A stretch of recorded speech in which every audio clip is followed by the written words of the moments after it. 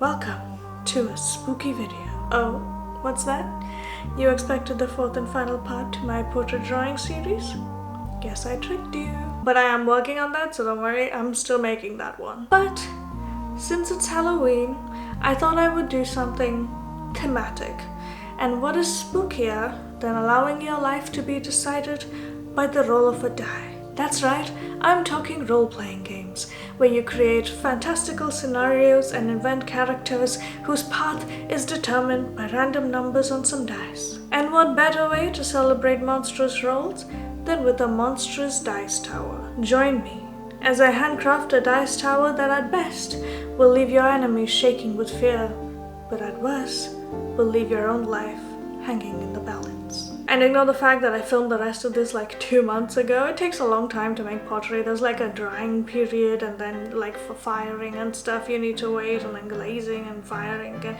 It's a long process, okay? Anyway, enjoy the show. Today we're going to be building a dice tower. I've attempted to build dice towers before, but both times that I tried, I wasn't super happy with the design that I ended up going with in the end. I tried making a castle fortress situation, which is basically a tall rectangle, but like a 3D rectangle. Not a cube, like a longer cube. Is there a word for that? What do you call a 3D rectangle? It's not a cube. What is the rectangular word for that? Why can't I think of a word for that? A box.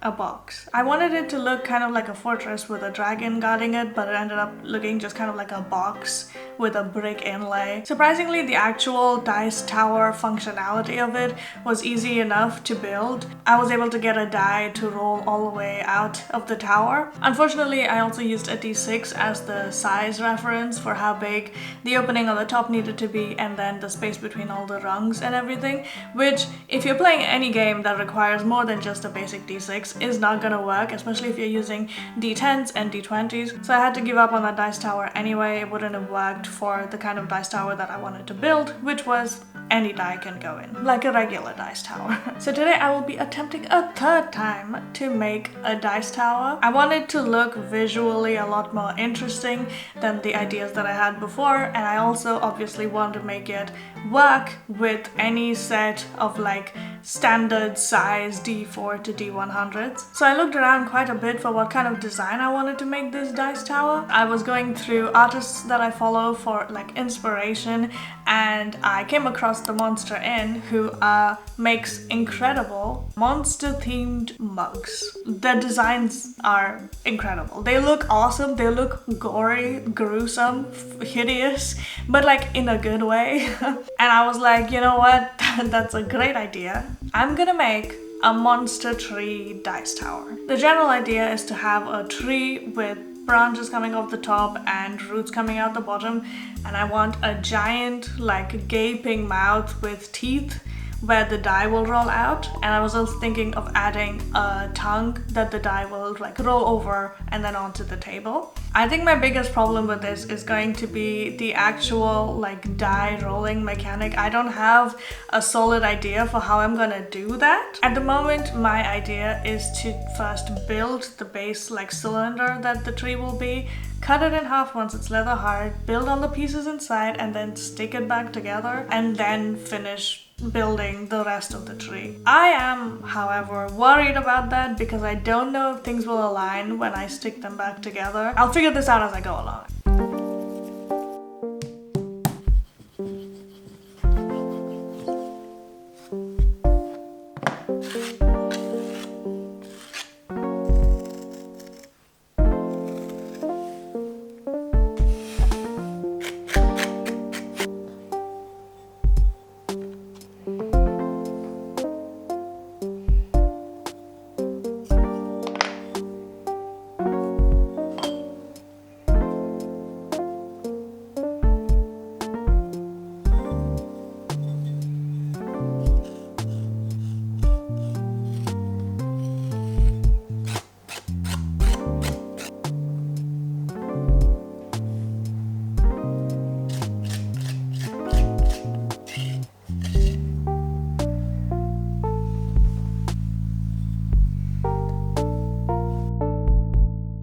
So I've left this to dry to about leather hard overnight, and now I think I'm gonna first attempt to build the inclines without cutting it in half to just see how that goes. If it works out, then great. Otherwise, I can cut it and we can try it that way.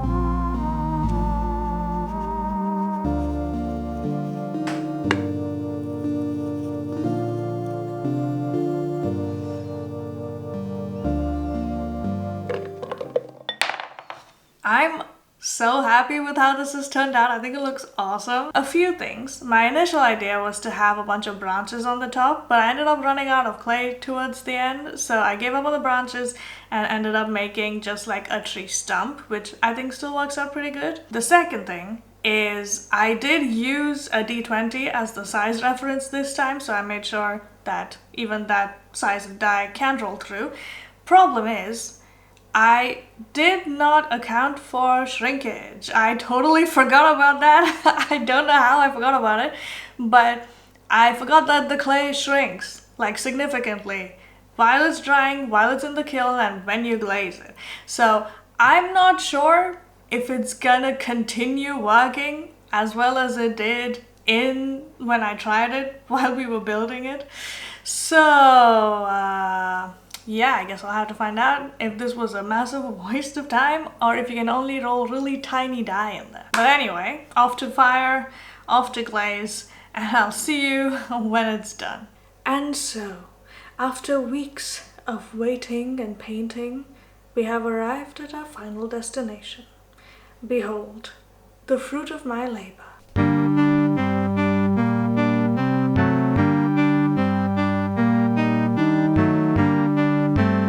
It's so cute! I love how this turned out. It looks amazing. Thank you again to the Monster Inn for the inspiration. I can't get over how cool this looks. It turned out more or less exactly like I wanted it to. Some of the leaves broke off when I was transporting it to get it fired, but other than that, I think it looks amazing. Now there are a few flaws I should point out. First, you might have noticed that the transparent glaze is quite blotchy. The place that I would go to get my pieces fired and also do my glazing was closing down, and I was basically there until the last hour of the last day trying to finish my pieces. I didn't want to take up too much of their time, so I rushed through the glazing, and you can see that that was a bad idea. It doesn't look terribly bad, so I don't mind it, but if I make another one, I will take my time to carefully glaze it. For a first attempt though, I think this looks incredible. The second thing is that while every die does fit in here, it does not like D4s.